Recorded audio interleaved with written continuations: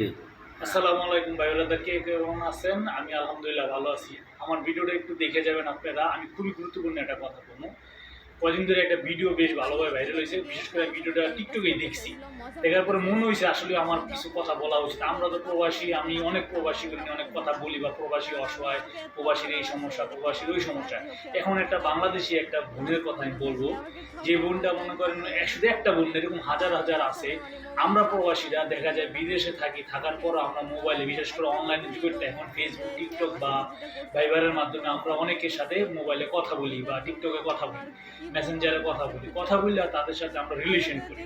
বিশেষ করে এটা বলার কারণ হলো এটা, আমরা অনেকেই প্রবাসী ভাইরা আছি যারা কিনা আমরা বিবাহিত বা অবিবাহিত, কিন্তু আমরা মোবাইলে তাদের সাথে অনেক বন্ধুদের সাথে আমরা রিলেশন করে বছর পর বছর তাদেরকে আমরা আশ্বাস দিয়ে রাখি।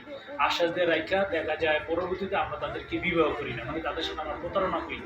আসলে ভাই আমাদের বোঝা উচিত যে আসলে আমরা প্রতারণা করতেছি, কিন্তু দিন শেষে মেয়েটার ফ্যামিলির কি অবস্থা হইতেছে বা মেয়েটার কি হইতেছে, আমাদের একটু সুখের কারণে এই মেয়েটা একটা সময় আত্মহত্যা করে বা সামাজিকভাবে সে অনেক হেনস্থার শিকার হয়।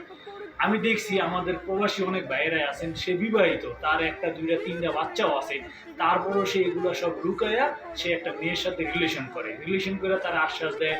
বা তার সাথে আসলে কি এখনকার যুগে, আমরা অনলাইনের যুগে আমরা একটা মেয়ের সাথে কথা বললে তার সাথে স্বামী স্ত্রীর মতন যেরকম একটা সম্পর্ক আমরা করি, আমরা সবই করি মোবাইলের মাধ্যমে।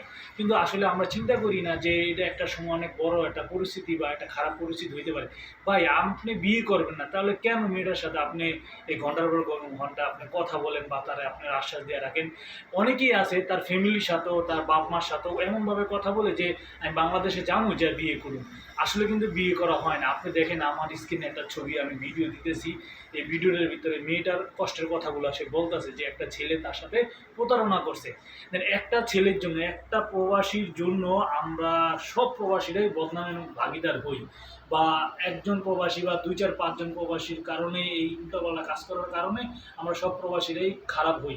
ভাই আপনাদের কাছে আমার একটা রিকোয়েস্ট, ভাই আমার যারা ফলো করেন, আমার অনেক ভিডিও অনেক ভাইরা দেখেন বা কমেন্টস করেন, আমার ফেসবুকে অনেকে আমার ফলো করেন, আপনাদের কাছে আমার রিকোয়েস্ট, বিশেষ করে প্রবাসী ভাইরা, আপনারা এই কাজগুলো করেন না ভাই। সীমিত সুখের জন্য আসলে আমরা অনেক বড় পাপও করি, এই দুনিয়াও সেটা শাস্তি পাবো, আখিরাতেও শাস্তি পাবো।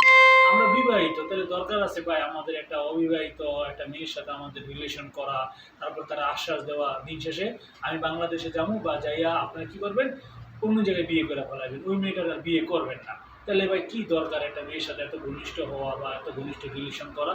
তাই আপনাদের কাছে আমার রিকোয়েস্ট যে ভাই আপনারা এই কাজগুলো করেন না ভাই। সবারই মা বোন আছে, আমার নিজেরও মা বোন আছে।